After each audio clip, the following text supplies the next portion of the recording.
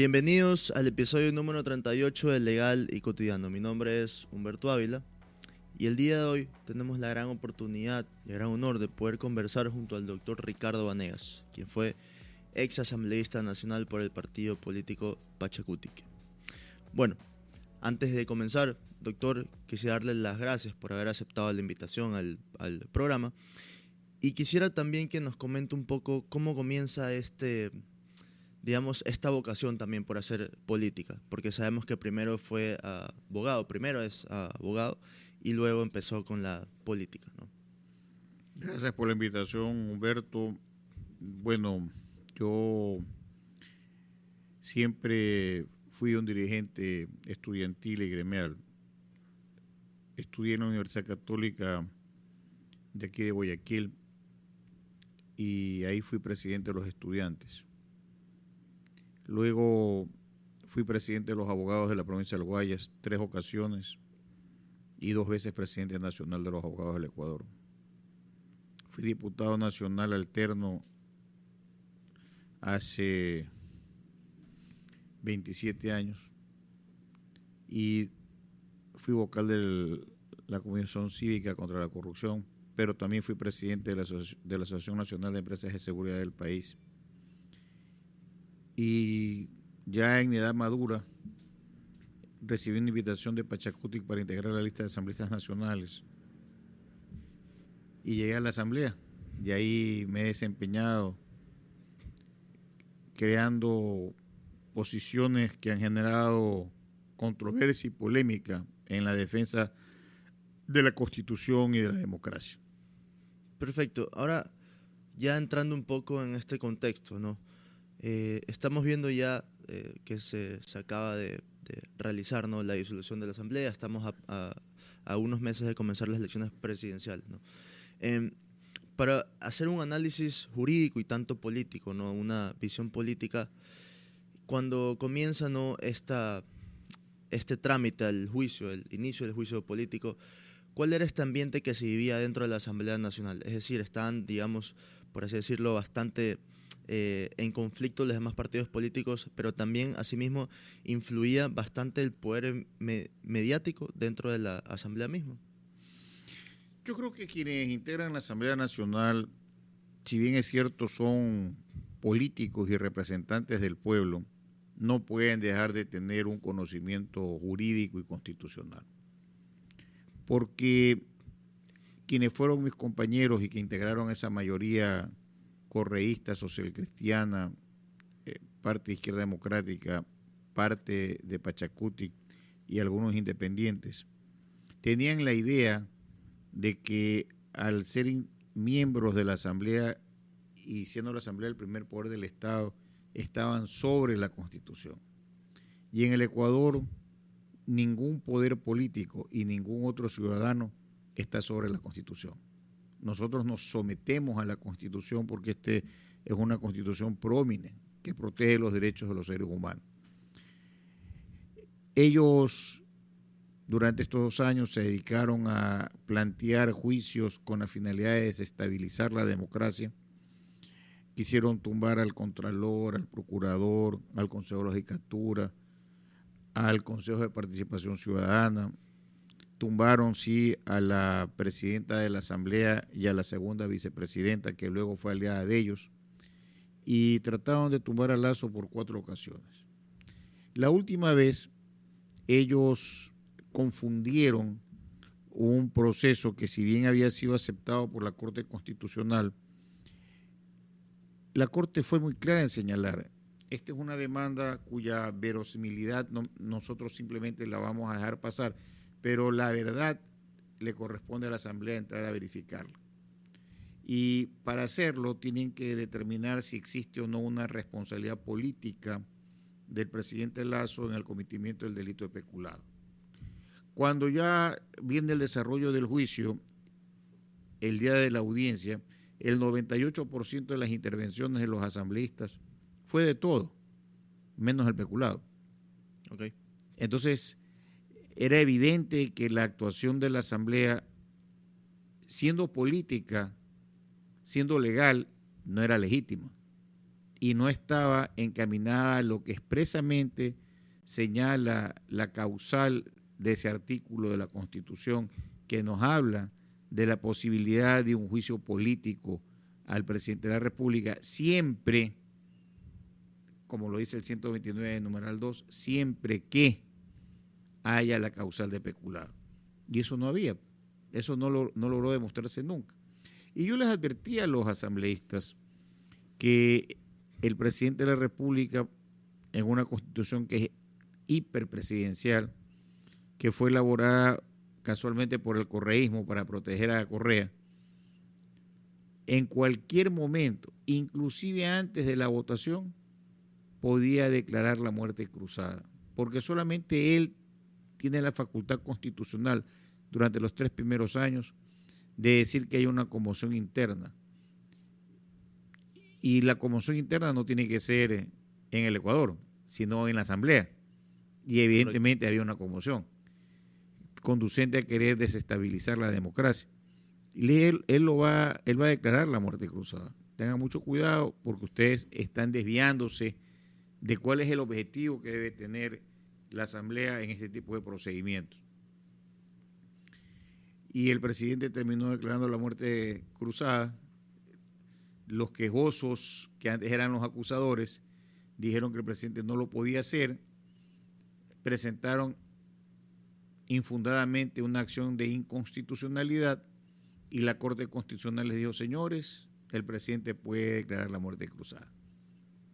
En conclusión, todos nos fuimos a la casa, unos volvimos a nuestros estudios profesionales y otros seguramente se fueron a buscar trabajo. Todos aquellos inclusive que fueron catalogados por el pueblo ecuatoriano como golpistas, no todos ellos van a tener la posibilidad de regresar como candidatos a la Asamblea porque sus propios partidos o los grupos que los apoyaron para ser asambleístas ahora no los están respaldando. Así que es muy probable que nosotros veamos que de esos 137 asambleístas a lo mejor el 30% puede ser que participen como candidatos y a lo mejor un número menor todavía sean los que sean nuevamente elegidos como asambleístas, porque el pueblo ecuatoriano es muy intuitivo.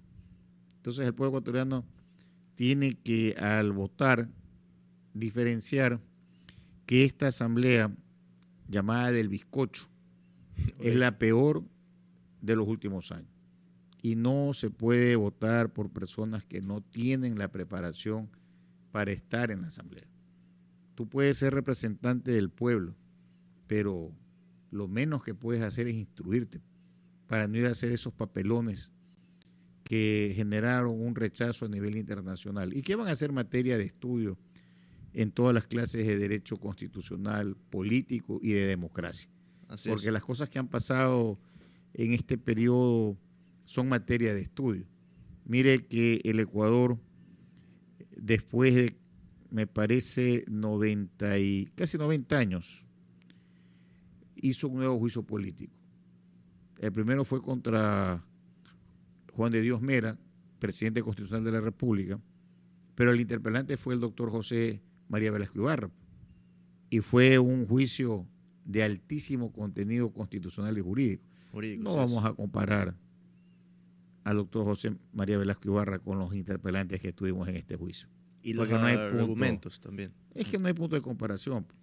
Estás hablando de una persona que argumentaba en lo político, pero que era rico en conocimiento de lo jurídico. Y eso es algo que el país observó, absorto, cómo los interpelantes no sabían preguntar, no sabían leer, no sabían de conceptos jurídicos, no entendían qué era el peculado. Y eso pues lo fue minando. Ellos fueron los mejores defensores de Lazo. Ojalá en todos los años que yo he sido abogado hubiese tenido la suerte de tener de adversarios ese tipo de abogados. Hubiese ganado todos los juicios.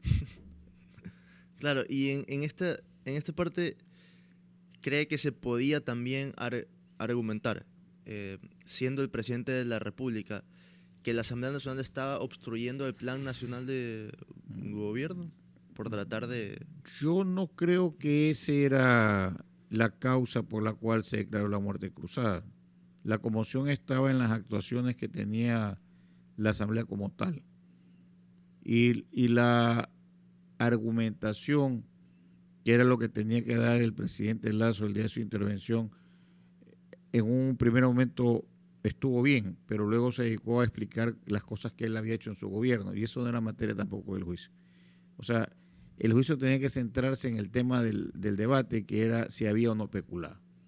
Y aquí y en cualquier otra parte del mundo civilizado, el peculado no ha existido, porque solo puede cometer peculado quien ha sido funcionario público y se ha beneficiado directa o indirectamente de fondos públicos.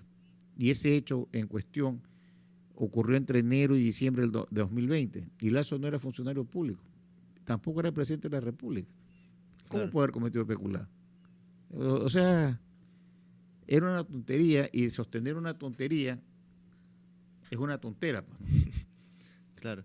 Y cree que quizás en un futuro, o quizás esté hablando bastante acerca de ya requisitos, por lo menos a nivel superficial, jurídicos para los legisladores, es decir, dentro de la Asamblea Nacional. Mientras esté vigente una constitución evidentemente garantista, que establece como requisito ser ciudadano ecuatoriano y ser mayor de 18 años de edad, y no tiene ningún otro requisito, no se puede hablar de otra norma que supla lo que la Constitución no ha puesto. Además que ya existe sentencia de la Corte Constitucional, y también cuando se ha pedido las enmiendas constitucionales o las reformas a este artículo, claramente se ha establecido que no se puede pedir otros requisitos que no están en la Constitución.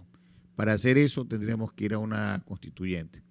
Y si usted me pregunta si eso fuera necesario, mire, yo pienso que hay ecuatorianos que no necesariamente son abogados, pero tienen buenos asesores. El problema es cuando tú eres malo y llevas maletas de asesores. Al mismo tiempo, ¿no? Entonces, si no entiendes lo que te están hablando y el asesor te termina de confundir, vas a hacer un papel ridículo. No es lo mismo, y entiéndase bien, que un asambleísta lea lo que otro le ha escrito, porque la lectura, cuando uno lee y uno no entiende los conceptos jurídicos, termina diciendo cosas que no son. Hasta el mismo tono incluso. Porque las personas que escriben, por quedar bien con el jefe, le escriben alguna cosa que copian de Wikipedia, ¿verdad? Pero que no guarda relación en el contenido de fondo.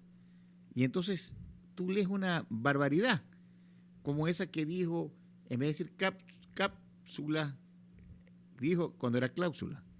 Se ve la diferencia. Sí. Del castellano, ¿verdad? Y esas son las cosas que diferencian un asambleísta preparado de un asambleísta que busca el show, el espectáculo, y que lamentablemente cae en el ridículo, porque hay que tener una preparación para evitar estos problemas, ¿no? Claro. E incluso le quería preguntar a nivel jurídico, me parece que he escuchado también que se tenía que diferenciar entre las decisiones del presidente, tanto como, digamos que promulgar un orden público o tratar de evitar una desestabilización política, como lo acaba de hacer con la disolución de la Asamblea, y diferenciar esto con los decretos leyes. Entonces, ¿cree que quizás la Corte Constitucional tenga algún papel ahí también? A ver, el presidente de la República tiene la facultad constitucional de disolver la Asamblea dentro de sus 3 primeros años, siempre que se unan ciertos requisitos. Uno de esos requisitos es la grave crisis política o la conmoción interna. Y esos requisitos se dieron, porque la Asamblea es una función del Estado que, teniendo una división de poderes, porque en el Ecuador no es que nosotros inventamos esto, sino que en la Revolución Francesa se creó el principio de la división de los poderes, y si bien es cierto tenemos actualmente 5 poderes, eso no quiere decir que aunque los poderes sean independientes, y para que se entienda bien, las funciones sean independientes, entre ellas no puedan controlarse o fiscalizarse. Ergo, la Asamblea dicta leyes, pero es el presidente quien tiene la facultad de colegislador y puede vetarlas por inconstitucionalidad o por forma. Y puede además también el presidente dictar leyes. Entonces, como usted ejerce un control. La fiscalía, la función judicial pueden entrar a analizar la conducta de los asambleístas. De hecho, un asambleísta en funciones fue acusado de un delito sexual y está preso. Y eso no significa que sea intrometido en la función legislativa, sino que lo que se evita con la división de poderes es que todo el poder del Estado radique en una sola persona o en una sola función. Y eso no impide entonces que entre funciones cada una se controle. Eso es lo que hace fuerte una democracia. Y es lo que no comprendieron los asambleístas. Por eso, fíjense ustedes que la Corte Constitucional estableció reglas para el juicio político, que para mí estuvo equivocado, pero también dijo que el presidente podía declarar la muerte cruzada. Y esa fue una medida constitucional que fue aplaudida por más del 90% de la población, pero que de ninguna manera significó un respaldo al presidente Lasso, que finalmente tomó la decisión de no participar porque las encuestas no le favorecen, sí, ni a él ni a su partido. Ellos, en buen romance, deben andar entre el 3 y el 6% nacional, es decir, iban directo a una matanza, y para evitar eso prefieren no participar. Y justamente hablando en cuanto a estas próximas elecciones presidenciales, se estuvo comentando bastante que los que fueron ex asambleístas dentro de este periodo ya no pueden volver a postularse. Y usted menciona incluso una sentencia, ¿no?, de la Corte Constitucional. Yo creo que cuando un abogado que dice que es constitucionalista se atreve a hacer una intervención en los medios digitales, lo menos que puede hacer es leer.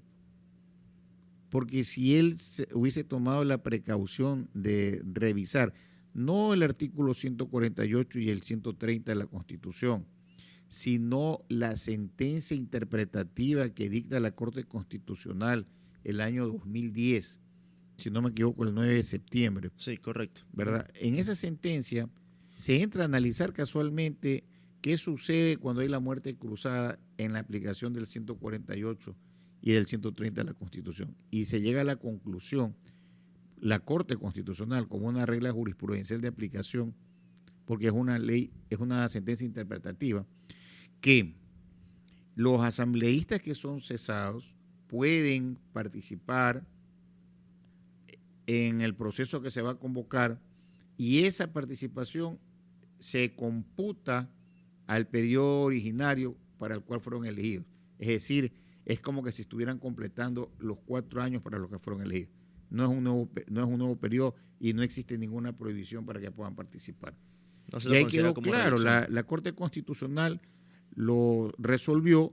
Cuando yo vi esto, yo lo dije en las redes y posteriormente el Consejo Nacional Electoral dijo lo que yo había señalado, porque eso es evidente. O sea, hay que saber sobre la materia cuando uno va a dar una opinión, porque si no tiendes a confundir. Y obviamente el profesional que dio su opinión ya no va a ser materia de consulta en el futuro, ¿no? Claro, y quizás, bueno, pues para los que nos estén escuchando y viendo también, esta sentencia de la Corte Constitucional es la número 002-10-SIC-CC de fecha 9 de septiembre del 2010, ¿no?, en las cuales se interpretan los artículos 114, 118 y 130 en adelante de la Constitución de la República del Ecuador. Ahora, tras que se mencionó esto, de que sí, en realidad sí pueden volver a postularse los ex asambleístas para completar este periodo, ¿no? ¿Es su interés seguir completando esto, es decir, postularse para una nueva, no reelección, pero para completar este año de... Yo creo que la labor que desempeñé en la Asamblea Nacional es de conocimiento público. Y como es de conocimiento público, tengo que señalarle y recordarle a la población que de los 137 asambleístas, el doctor Vanegas fue el que interpeló 3 juicios políticos. Es Así decir, es. el que interpeló más que todos. Presenté alrededor de 20 proyectos de ley, interpuse cerca de 20 o 22 denuncias penales en la Fiscalía en casos que conmocionaron a la opinión pública. Tuve una participación activa en la defensa de la vida y en la defensa de la democracia. Y mis criterios jurídicos y constitucionales fueron respaldados por la amplia mayoría de la Academia Ecuatoriana. Creo que si he hecho un papel que me ha destacado en comparación al resto, debo terminar el periodo para el cual fui electo, y por esa razón me presenté como candidato a primera asambleísta nacional por Pachacuti en el proceso interno. Mi lista ha sido calificada, es la única lista calificada, y casualmente hoy, que es viernes, se va a tomar la votación y vamos a ver pues si salgo ungido como candidato de Pachacuti. Que hay sectores dentro de nuestro movimiento que a lo mejor no comparten nuestra posición. Bueno, esa es la democracia. En la democracia no siempre todos vamos a estar de acuerdo, pero cuando se toman resoluciones en procesos que son materias de análisis, tienen que respetarse. Y por eso pienso yo que seré el candidato a la Asamblea Nacional por Pachacuti para completar el periodo. Y espero que la población, al momento de elegir, elija por personas que están preparadas para estar en la Asamblea. Hemos pasado, reitero, de la Asamblea del Bizcocho, ya sabemos por quiénes uno no debe votar, es decir, por los que no están preparados. Claro, y quizás cree un ambiente, digamos, bueno, un análisis político sobre la Asamblea Nacional, ¿cree que ha existido una ruptura democrática de las ideologías? Es decir, a nivel de los partidos políticos, es decir, están yendo por varias ramas. Pero es que en la actualidad las personas no pueden decirse que son de derecha, de izquierda, de centro. El mundo ha cambiado mucho. Un concepto caduco, por así decirlo. Sí, el mundo hay que verlo como se presenta actualmente. Yo, por ejemplo, me considero un hombre más hacia la centro-izquierda moderada, ¿verdad? Y en esa ha sido mi posición, pero siempre respetando los derechos de los demás y la Constitución. Hay que ser coherentes en la vida. Tú no puedes decir, hoy, cuando la Constitución me favorece, yo voy a aplicar la norma constitucional. Pero cuando no me favorece, entonces no la puedo aplicar. Esas son las incoherencias que se han visto en las actuaciones de la Asamblea. Pero yo he mantenido siempre una posición de coherencia. La Constitución tiene que respetarse en su manera integral y en lo literal de su norma. Ok, y ahora, entrando un poco más a, digamos, un ambiente jurídico, ahora sí. Por así decirlo, he escuchado, ¿no?, varias noticias de que incluso las ha comentado usted, se las han consultado, sobre unas medidas cautelares acerca que las ha presentado el expresidente de la República, Rafael Correa, ¿no? ¿Serían legítimas estas medidas cautelares? Es decir, ¿son válidas? Las medidas cautelares pueden ser autónomas o pueden ser parte de una acción de protección. Autónomas quiere decir que son independientes. Y se interponen cuando son autónomas con el anuncio de que se van a interponer otro tipo de acciones, pueden ser constitucionales o judiciales. Y siempre es para evitar que se cometa la vulneración de un derecho constitucional. Pero la Ley de Garantías Jurisdiccionales y Control Constitucional establece con claridad que no pueden haber medidas autónomas cautelares contra providencias, autos o sentencias judiciales que se encuentren en ejecutorial. Y ahí está la respuesta. No pueden haber medidas cautelares en la ejecución de una sentencia judicial. Ok, ahora, luego que hemos podido abarcar un poco acerca de cuál es este ambiente que se vive en la Asamblea Nacional, una vez que ya, bueno, pues acaben estas elecciones presidenciales, ¿cuál cree que será este futuro del Ecuador? Es decir, ¿podremos terminar con esta situación de la inseguridad? Quizás con los planes que tengan los candidatos, es un plan concreto. Correcto. La única manera de terminar con la inseguridad que vive el Ecuador es cuando exista una decisión de gobierno, una política criminal conducente a enfrentar con dureza a la delincuencia.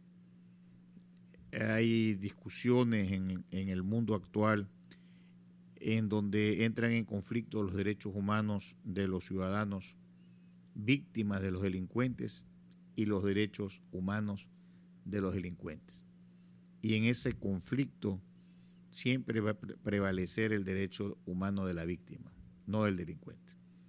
El Ecuador tiene que avanzar hacia lo que en otros países se está aplicando, que es el derecho penal del enemigo. El delincuente tiene que ser considerado como un terrorista del Estado. Y la única manera de combatir al terrorismo es con bala. Y más bala.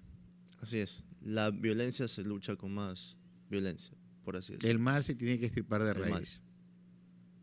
Esas son posiciones firmes que lamentablemente este gobierno no ha tomado. Así es. Y ahora, dentro de lo que era la Asamblea Nacional como tal, cuando está dentro de sus funciones, el poder mediático era bastante influyente en las decisiones de la Asamblea Nacional, en algunos legisladores. Bueno, yo creo que... Es decir, tenían intereses que se relacionaban. Le vuelvo a repetir, el ser coherente es lo que nos diferencia del resto. Los poderes mediáticos no son los que tienen que conducir las actuaciones de los asambleístas, ni de nadie. A veces esa influencia de medios nos pueden llevar a tomar decisiones que no son acertadas. En todo caso, yo siempre he creído en la libertad de prensa y defiendo la libertad de prensa. No obstante, creo que es importante que las publicaciones que salgan deben ser confrontadas. Porque es muy fácil decir algo, pero a lo mejor eso que se está diciendo no es cierto. Y es muy difícil corregir el desacierto. Por eso hay que ser muy prudentes en las noticias que se dan y en las investigaciones que se hacen públicas. Okay, entonces, digamos que el periodismo como tal, no quiero decir que influía, pero ya, ¿cuál usted cree que, considera correcto el criterio de que el periodismo como tal, ahora digamos los canales un poco bastante grandes, ¿no? Han tenido un poco ya esta línea ideológica en la que han seguido su canal? Es decir, han divulgado un poco de información en que han dicho, seguimos esta línea ideológica. Es que la información no puede ser sujeta a ningún tipo de límite en la lucha contra la corrupción. Y los medios que actualmente existen, que son telemáticos, permiten que cualquier ciudadano con su celular haga conocer de un hecho de una manera inmediata. Así es. Cuando los periodistas de investigación actúan con seriedad y hacen conocer hechos que conmocionan, tienen que hacerlo, porque no hacerlo es cometer un delito. Si usted conoce de un delito y no lo hace conocer, está cometiendo un delito.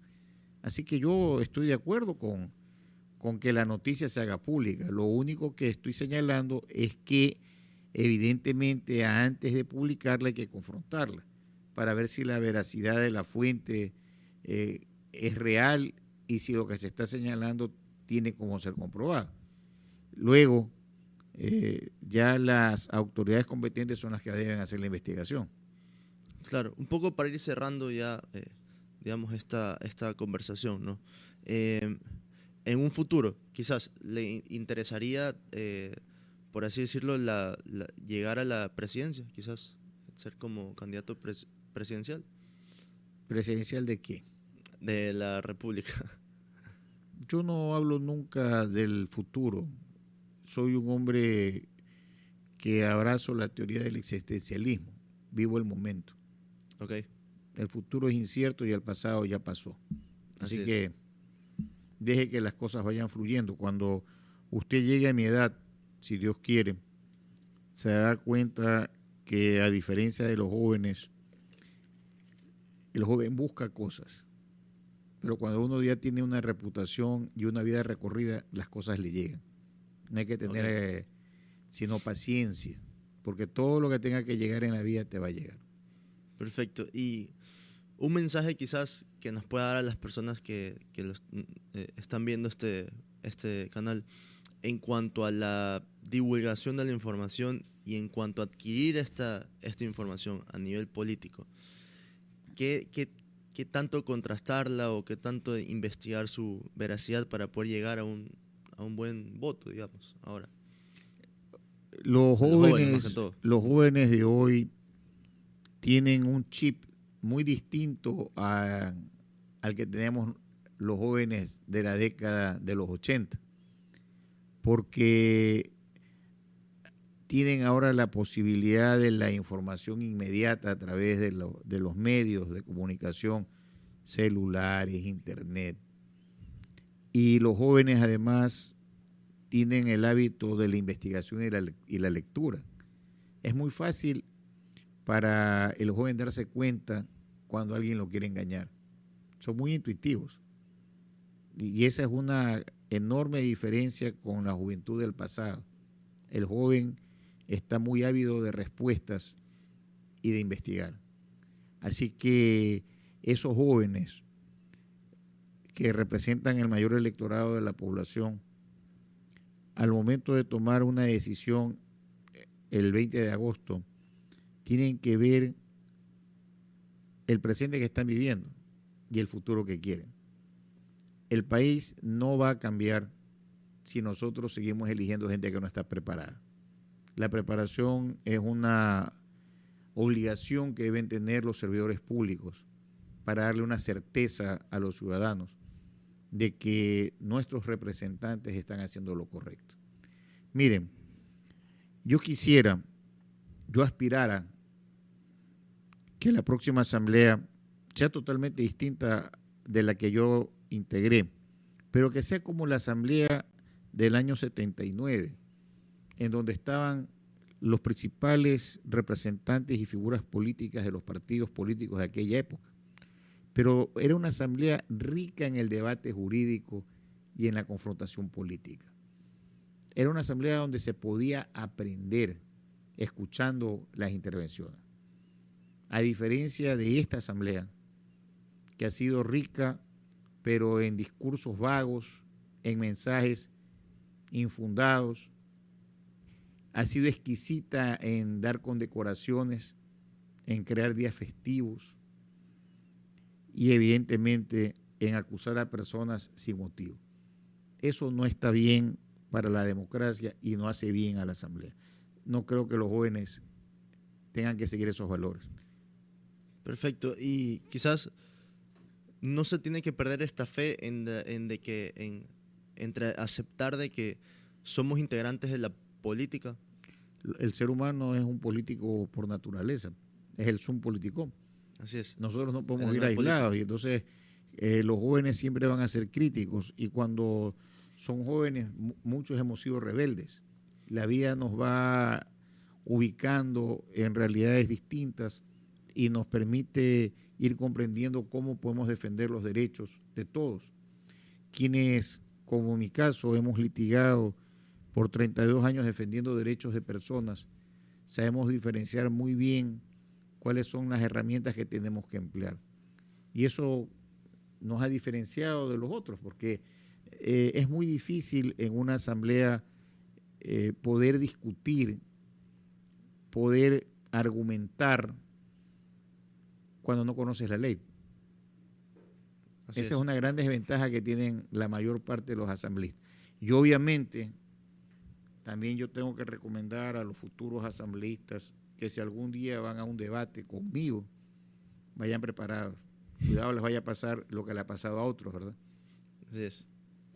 Perfecto. Bueno, pues con esto cerramos, ¿no? Con esta gran frase del doctor Ricardo Vanegas. Y bueno, pues agradecerle nuevamente y espero que en algún momento podamos conversar sobre quizás alguna situación política, algún análisis jurídico sobre lo que pasa en nuestro país, ¿no? Y bueno, pues estén pendientes, este capítulo estará en YouTube, en Apple Podcast y en Spotify. Y bueno, pues está publicado el viernes 9 de junio del 2023. Bueno, pues gracias, doctor Ricardo Vanegas. Gracias a usted por la invitación. Hasta luego.